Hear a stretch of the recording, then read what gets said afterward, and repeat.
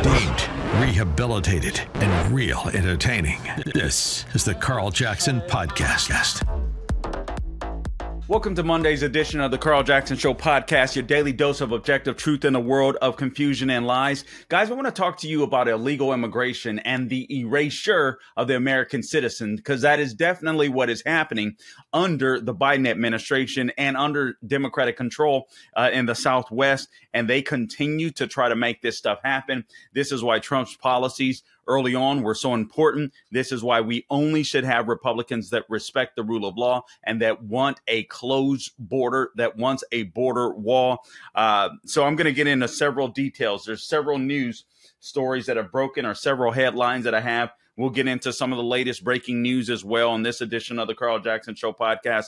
But I specifically want to deal with some of the headlines that have broken over the weekend dealing with illegal immigration. It seems to me, just like COVID, all of a sudden everybody is forgetting about the fact that we have an open border. And this is one of our biggest national security threats, if not the biggest national security threat besides China. So we will be diving into this on this edition. Please stay tuned for some quick program messaging. Also, meanwhile, please subscribe to the podcast wherever you go to get your podcast. Subscribe to The Carl Jackson Show. Find me on all things social media, Instagram, Twitter, Facebook, True Social Getter. The Carl Jackson Show is where you can find me. All right, stay tuned for quick program messaging, and we'll be right back. All right, welcome back. Guys, let me talk to you about MyPillow just real quickly. On MyPillow's 20-year anniversary with over 80 million pillows now sold, Mike Lindell and MyPillow want to thank each and every one of you by giving you the lowest price in history on their MyPillows. So you will receive a queen-size MyPillow for just $19.98. The regular price is $69.98, and for just $10 more, you can get a king size. You'll also receive deep discounts on all MyPillow products, guys.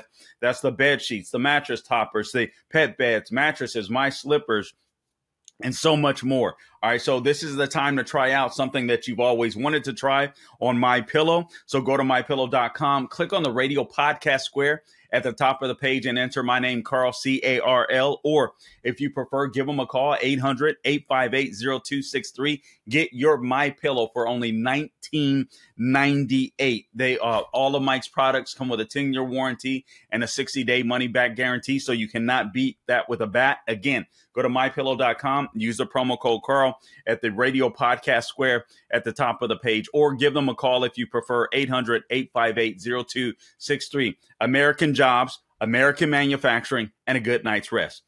All right, give them a call. All right, now let's dive into this issue of illegal immigration, because it's so funny. I'm glad to see, even on the tip sheet this morning, that some of our news or some of the headlines are starting to talk about this. In all things Trump, obviously the left is still going after Trump. The latest we heard last week is that the left, or Jack Smith, intends to indict Donald Trump for the J6 protest. I don't know how the heck you do that, except to say that this is the goal of the left. And honestly, if you read their articles, or if you had been reading their articles, this is something that they seem to have intended to do all along. Julie Kelly at the AM Greatness has been excellent on this issue. She also has a Substack with video and all this kind of stuff now that you can subscribe to with all the J6 stuff. So she's on top of this stuff like nobody else. John Solomon of Just the News, I shouldn't say that. John Solomon of Just the News is doing a great job with this stuff as well, letting out some of this J6 stuff.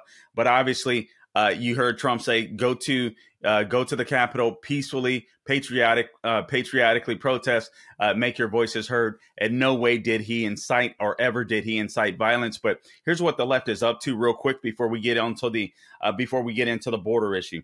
What the left wants to do, whether you believe this or not, I've literally read it. This is their strategy. Obviously, their strategy is to beat Donald Trump up. Yeah, I think they would take Donald Trump going to jail, but Donald Trump could even run in jail. So I'm not even sure if that is the ultimate goal. I've not read that from some of the people that are behind what they're doing to Trump. The goal is to force him to be the nominee, right? Because every time they go after Trump, what happens? We rally around him, right? And so that's what the left wants. All right. So you indict Trump, you get his supporters hostile. They rally around him. All right. And then he becomes the he becomes the nominee, but he's beat up so bad that even Biden can beat him. That's their theory. The problem with that is Biden stinks so bad that his numbers are not great. The left is threatened by outside forces, such as, which isn't an outside force, a fellow Democrat and RFK Jr. So Biden just isn't doing well. So I don't think this strategy would work. And as long as we get out the vote, I think that we can beat them, whether it's a Trump, whether it's a DeSantis, Ramaswamy, Larry Elder. I really don't care for much, much other people in the race. Just to be frank with you, all right. That's just so you know where I'm at. I think those are the fighters in the race. I understand that most people are the ardent Trump supporters. I'm okay with Trump. I'm okay with DeSantis. I'd like to see Larry Elder up on that stage, elderforpresident.com, only because I think he can add stuff to the argument for conservatives that Tim Scott can't. And what I would like to see is Trump or DeSantis take Larry Elder's ideas and absolutely run with them. I don't believe at this point Elder can get on stage, but I am praying to God that he does. elderforpresident.com.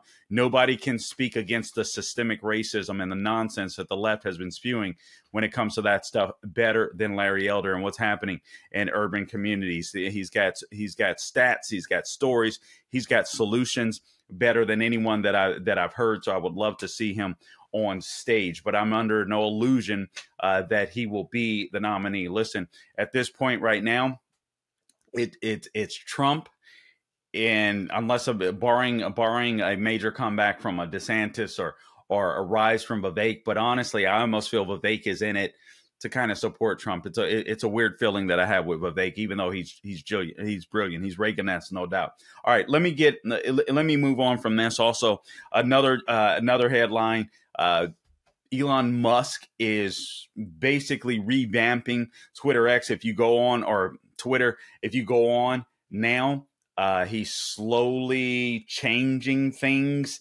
Now there's the X logo instead of the little bird that has always been there on Twitter. So slowly but surely, he's going to be changing things. The word is he wants to have it all encompassing, like a WeChat, like China has. So that's what he intends to do with that. Okay, now let me get into the nitty gritty, because I typically do the Jackson's 5. Well, the good thing is not so good for us, but three of the other headlines that I want to make mention of are all dealing with the southern border. So let me just give you the headlines as they came good Lord, as they came this morning. 94% of Americans admit that there is a problem at the border. All right. So despite the fact that the media has been trying their best to ignore it, more Americans are starting to realize there's a problem. Perhaps illegals are showing up in their cities. I'm not exactly sure why that's happening, but this is from Gallup. 39% plurality of Americans think the situation at the United States-Mexico border is a crisis. 33% say a major problem. 22% say a minor problem. That's until they come to your town. 5% say not a problem, which is essentially unchanged from the previous reading in 2019. Taken together, majorities in each party group say the border situation is either a crisis or a major problem. Now, according to the Daily Wire, under Biden, millions have entered the U.S. country illegally, forcing the administration to change its tactics and how it deals with illegal aliens. However, it seems that the Democrats aren't interested in stopping these illegal immigrants, and they're not. I'll get into why. From entering the country, but making it easier for them. Amongst its move has been a new, quote, parole system that allows migrants who would have otherwise been likely to cross the border illegally to enter the country. Under the new system, the only difference between legal and illegal effectively is that individuals seeking to enter the country fill out a smartphone app that serves as their asylum paperwork without the need for a visa. So those who can just throw that phone away, go ahead and get them a new phone when they get a job, and adios, no tracking illegal immigrants. Welcome to America, or illegal aliens. Another headline, Texas seizes more than 422 million lethal doses of fentanyl at border, apprehends nearly 400,000 immigrants since 2021, I guess, who have brought in fentanyl. Texas Governor Greg Abbott's mission to stop the influx of illegal immigrants, according to Just the News, drugs and weapons into the U.S. under Operation Lone Star has resulted in the seizure of 422 million lethal fentanyl doses and the apprehension of over 394,200 illegal aliens, his office said. Additionally, Texas has bused more than 27,260 illegal aliens. They say migrants here. I'm not going to use those terms. Illegal aliens to the Democrat-led sanctuary cities across the U.S., with most of the aliens going to Washington, D.C. and New York City. So look, 422 million lethal doses. Guys, there's only 330 million Americans approximately. All right. So enough to wipe out the country, essentially. That's just coming through our borders, thanks to the Biden administration. And you can hardly get anybody to talk about freaking the borders or what was done to us, the abuse that was heaped upon us with these the COVID nonsense and the COVID lockdowns. It's just maddening. It's almost like, God's honest truth, man. I almost feel like the right forgets this stuff too. Just what's happening in this country. So we got some major issues to deal with. The border is absolutely one of them. We need that wall 1,000%. If Trump gets in, he's going to have to do some willing and dealing. We cannot have a situation where another president leaves the White House without a wall. I appreciate everything that Trump tried to do. I think he revamped basically, or refurbished, I should say, and made the wall stronger in several hundred miles of wall. But I think we got less than 50 miles of new wall. And obviously, you see what the left is willing to do. And I appreciate the Remain in Mexico policy. That is an excellent policy on Trump's behalf.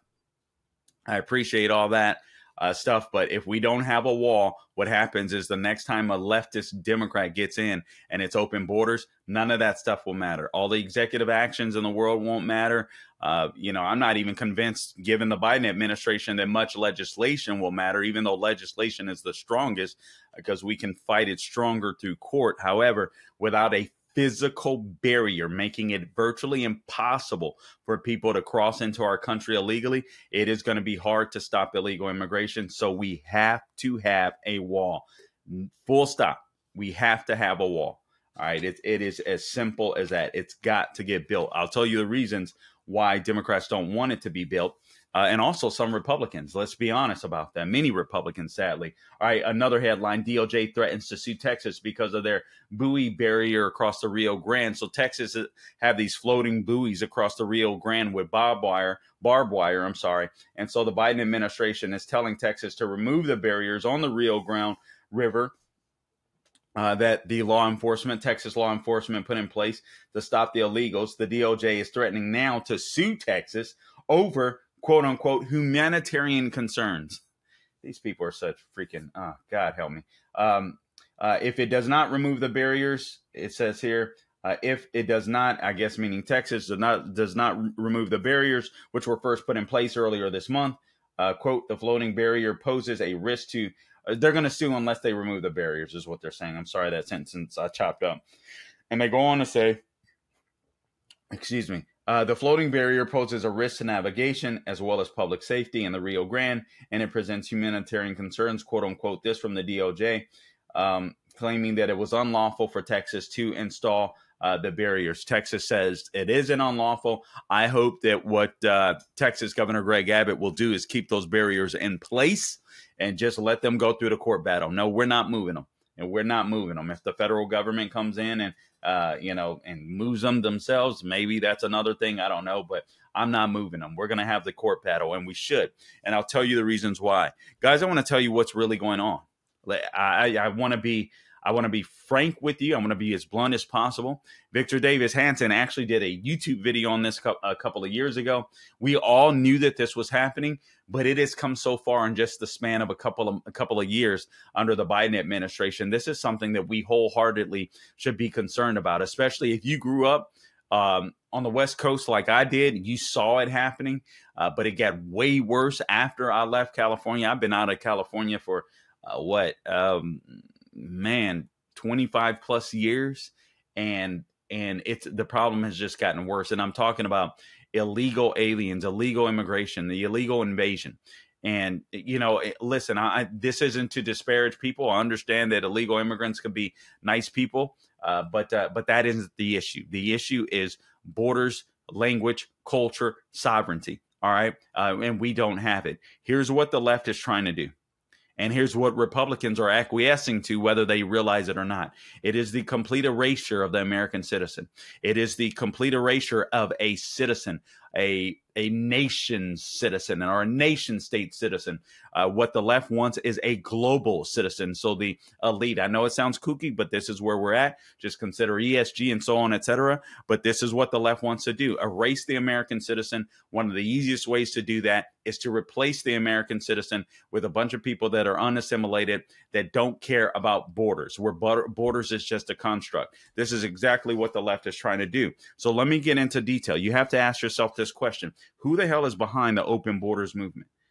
So we'll let illegal aliens cross our border. And again, this is based on a video that I saw with Victor Davis Hanson a couple of years ago, but he also has written a recent column that I forgot to bring into the podcast room, so I can't go over some of the bullet points that I wanted to that are in that column. But hopefully I got enough notes here so that you get the point. All right, so who's behind the open border movement? Just consider this.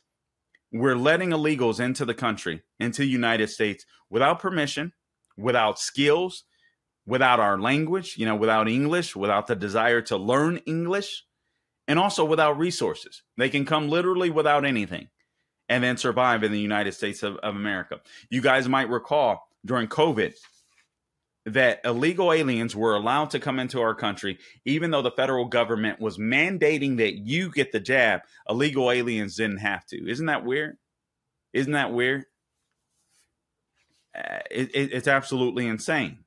So Victor Davis Hanson talked about the decisions that every illegal alien has to make when he decides to cross the border. First thing, he'll cross the border and enter illegally by breaking the law. So these are the decisions that illegal aliens make. I'm going to cross the border illegally. I'm going to be breaking the law. So I'm going to be a criminal from day one. The second decision, I'm going to continue to break the law inside of the United States because I'm going to reside in the U.S. by breaking the law, by continuously breaking the law. And yes, that is the case. I'm sorry. If you're in this country illegally, you are breaking the law. And I do feel like, I'm sorry, you got to bounce. You got to do it the right way. No nation can survive open borders. Just look at what's happening in Europe right now, particularly France. That's the issue that they're dealing with all of the uprisings. It started from, I forget, it was like a Muslim kid pulled over, stopped, the cop out there ended up shooting him dead or something, if I recall the story correctly. And now France is just having full-blown riots. I haven't even checked to see if they've calmed down somewhat, to be frank with you, over the last nearly a week now, but they were very, very intense. And all of this had to do with illegal immigration. So illegal aliens, or the immigrants that they let in, now overwhelming Muslims and so on, etc., are transforming their country and transforming the behaviors and customs and traditions of their country.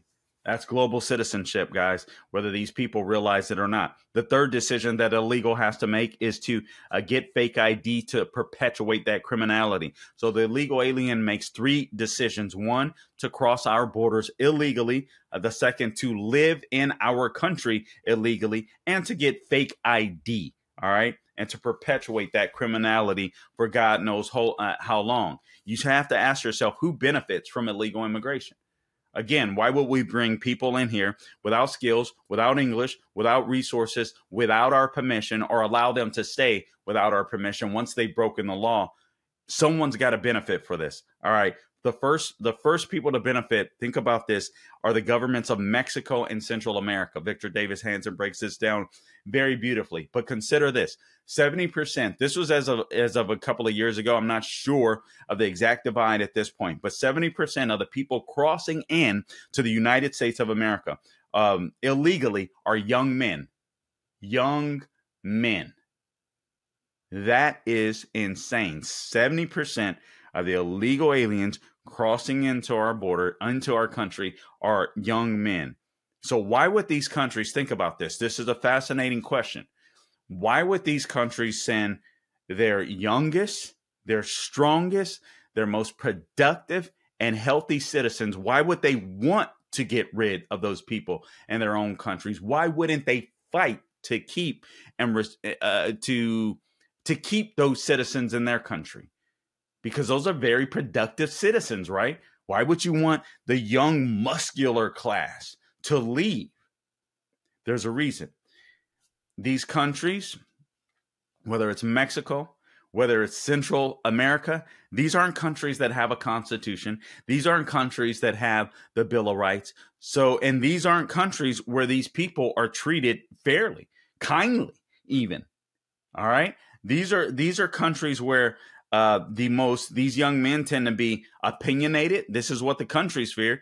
Again, answering the question, why would you send your youngest, strongest, and most productive and healthy citizens away or allow them to leave your country? It goes back to power.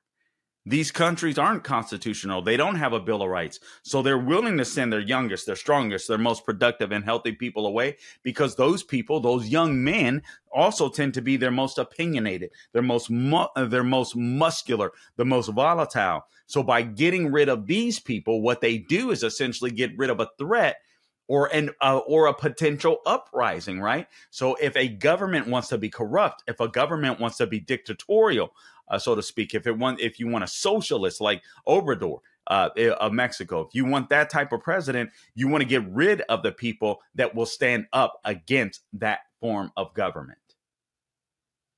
Another thing you do is you tell them, hey, don't march on Mexico City, you march on Texas. Carl, what do you mean by that? Think about the ire that a lot of these illegals see. If you didn't grow up in Cali or places like that, I mean, I saw this 30 years ago. But literally, illegal aliens, Mexican, illegal and illegal, many of them thought at the time, well, California is ours anyway. Eventually, what we'll do is just take it over, just overpopulate California. That is the thought. That is part of the thought process. And a lot of people don't get that. So the Mexican government, these governments in Central America, they play up that concept. Listen, Mexican-American war, so on, et cetera. That's your nation anyway. Don't be mad at us. You need to go take back your land. I'll get into some more of this later and who else is involved in that. But that's something that you have to consider. So some of the people that benefit from illegal immigration are the governments of Mexico and Central America themselves that send these people over. Consider remittances. You know what remittances are? Remittances are illegal aliens work in the United States of America. They make so much money. They may make, I don't know, minimum wage or even less if they work low-skilled jobs. But for them, if they come from a country or an area within their country that is poverty-stricken, they're going to make 3-4 times the money that they made. They'll be living large. They can make enough money here to send a couple of $100 back, a week in some cases, and set themselves up and set their families up. So eventually, if they move back to those countries, they're in really great shape. But here's the problem. You've got 20 million illegal aliens at least. I would suspect at this point we have 25 to 30 million illegals, in the United States. That isn't including the 10 legal immigrants that some may have more. And I don't think this is typically the case, but I should say, yeah, some would probably have a deep loyalty to the countries that they left behind. But consider this. So remittances, these workers come here illegally. They send money. They earn American dollars. They send those dollars back to their countries of origin, whether that's Mexico, whether that's one of the countries in Central America. They send that money back. All right. So they'll take low-skilled jobs from American workers. So those entry-level jobs, all right? Those entry-level jobs. This is who it's hurting. These are illegal immigration impacts you. You know that college kid that, think about this, that spoiled brat college kid that made the decision to go to college and rack up a bunch of student loan debt, but doesn't want to have to pay his debt. All right. That kid, that college age young man or woman could get a low skill job if need be and pay their way through college. But a lot of these jobs, they're not even talked about. A lot of Americans don't even think about them anymore, simply because, in my opinion, in part, not because we won't do this type of work, is because we don't have to, because many spoiled brat kids can just go get a loan from the federal government to go take up international basket weaving or international social justice, and where they won't get paid unless they become a radical activist of some sort and get in good with some type of group, and they'll have to find some other type of job instead of allowing these people to go, these college students to go get an entry-level job, and they'll not have to sit there and think, man, I'm busting my butt. I'm going to have to pay for college. I want to make sure that I get every dime's worth and make sure that I get a job or a vocation or profession that's actually going to make me money, because now I'm investing my own money. So you see how it hurts Americans too. But $60 billion at least is being sent out of the United States every year in remittances. And that is partially, I think, about half to Mexico and about half to the Central American countries, the Central American countries. All right, so you have $60+ billion of American dollars being taken by illegal immigrants as they take entry-level jobs from Americans. They send it back to their countries, and yet they get housing services, legal services, many of them, education, right? Because now our schools have to prepare for illegal aliens, food subsidies, and all this kind of stuff. So if illegal aliens get any type of welfare, you consider they're sending out $60 billion, yet they're getting all these services. No, not to mention our hospitals that are often overrun now, where taxpayers are going to end up flipping the bills. So instead of them keeping that money inside of the United States to pay their bills, it's leaving the United States and you get to pay their bill. So eventually the middle class gets brought down to size too. You see how this works? You see how this works? This taxes our own social services to nobody's business. So in the hospitals, we'll end up getting less care because now there's going to be longer waiting times. We'll get rarer care because there's more people waiting in line to get certain services, and we're going to get worse care. When you have more illegal aliens and more people coming into the United States, and they can take advantage of like the hospital services, health services out here and all that kind of stuff, don't you think eventually you're going to have to wait in line yourself? Of course you are. And the problem is, it's not like we have a bunch of doctors flooding across the border to come to the United States and become doctors, or doctors graduating and nurses at a rate in which we can handle all of these illegals. We don't even have enough to handle it now, thanks to Obamacare and government health care, where anybody can take advantage of the system. And listen, I'm not saying that everybody is. There are certain people out there that need help. I don't mind helping. I don't mind lending a helping hand. But if you have people that are coming to this country illegally, breaking our laws in perpetuity with no desire to ever assimilate in the United States, they should be sent out of here so fast. It's insane. We should always put the American citizen before illegal aliens. And that isn't, listen, that isn't I know people get stuck on emotions and feelings. I get that. But if you're going to have a country, if you're going to have a civilized society, you have to have a border. You have to have the rule of law. You cannot dilute the American experience. And that's exactly what the left is doing. And frankly, a bunch of country club, weak-kneed Republicans as well. Also, Americans benefit from illegal aliens. You know, it was funny because last week I was stood in for Mike Gallagher, and he talked about how he was having work done at his house, some irrigation, some landscaping work, and it seemed to be taking way longer than he expected. He called the guy ahead of the, and that was, the lead guy on the work, the contractor or whatever, and said, hey, what's taking so long? And he said, man, part of the people that I use, they've lost so many of their employees. And Mike happens to be in Florida, as I am.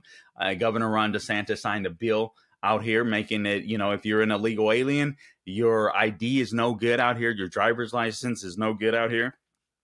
So a lot of low-skilled workers are having to leave the hospitality, agricultural industry, and all this kind of stuff. But sadly, it's benefited us too much. Those of us that say we're against illegal immigration, if you're against illegal immigration, then be against illegal immigration.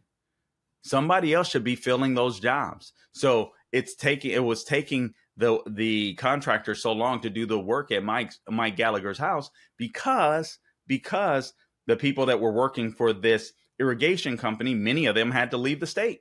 They had to flee the state or fear being arrested or, what have you. And so that was a good thing done by our Governor Ron DeSantis in our state legislature. And I know it's going to be hard for people to adjust to that initially, but you know what's going to happen over time? These businesses in the United States are going to have to train people. They're going to have to pay them better. They're going to have to train Americans. They'll have to pay them better. And maybe they don't take on such a heavy workload. Maybe they figure out how to make money, doing different things, specialized things, so on, et cetera, within the industry. But you hire Americans. And then these kids can now afford to pay for their own college. And that's exactly the way that it should be, frankly. So eventually, and I saw this happen before. I own a landscape business myself. So I saw this happen before when George W. Bush was in.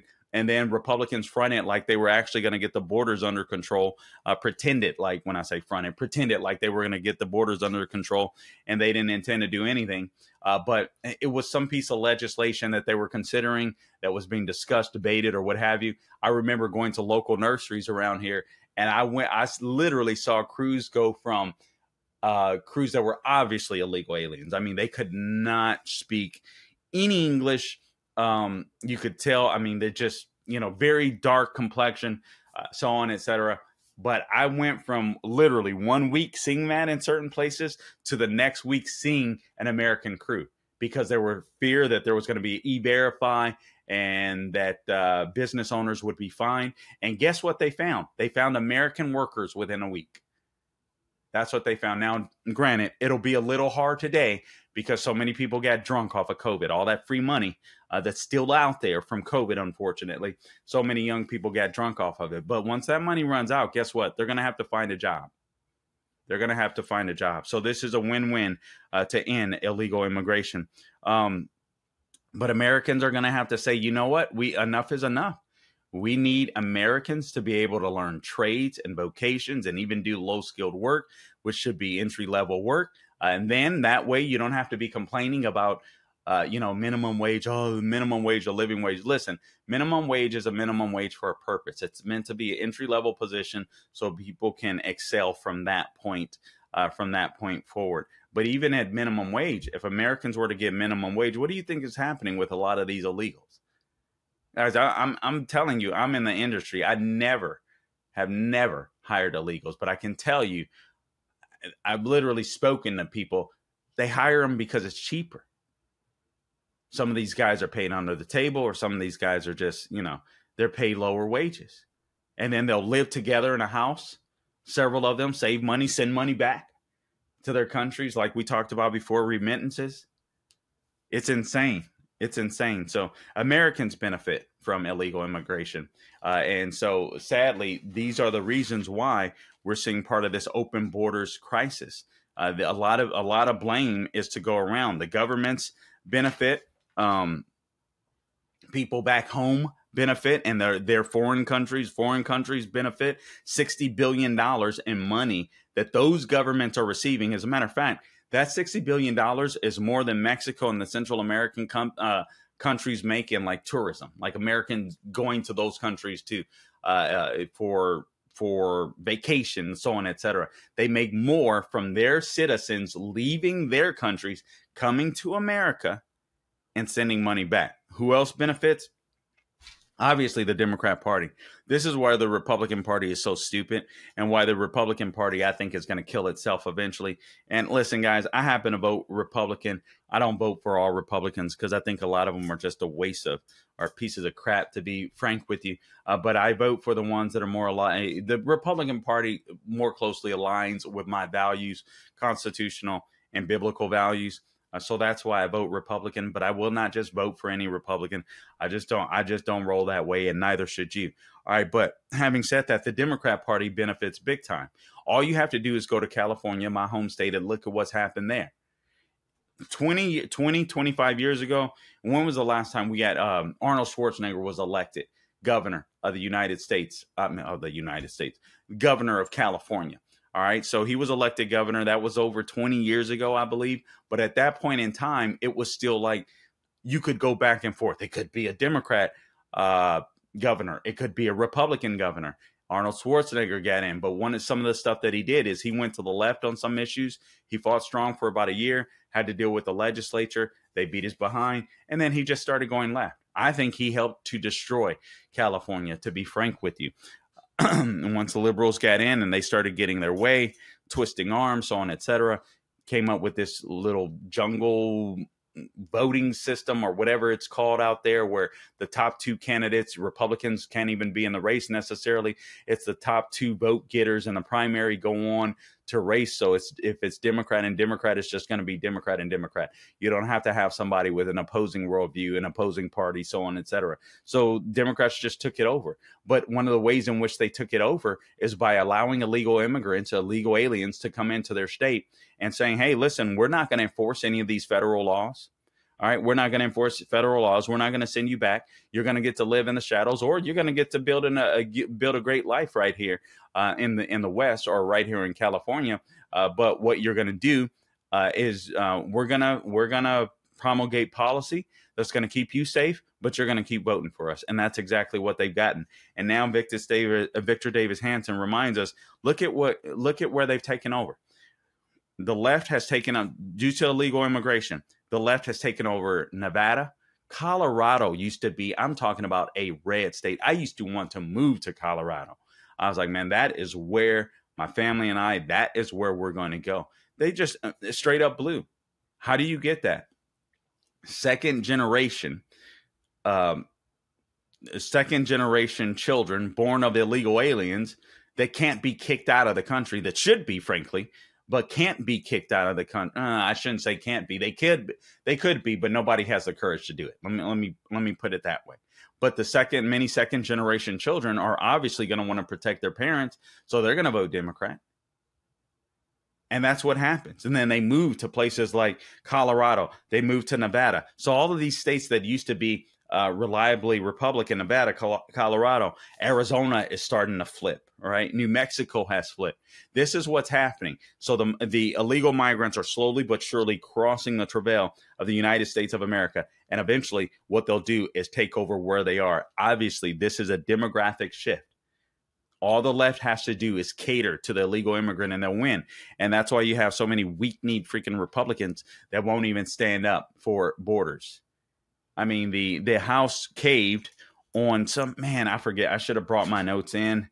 This is so frustrating. But the House caved on some DHS ruling or something to that effect. I don't even know what it is. I'll bring it to your attention. I've talked about it on the podcast before, but I can't remember it from memory right now. But I have my notes sitting in another room. But basically, the House caved on illegal immigration, something that's not going to help the border situation at all.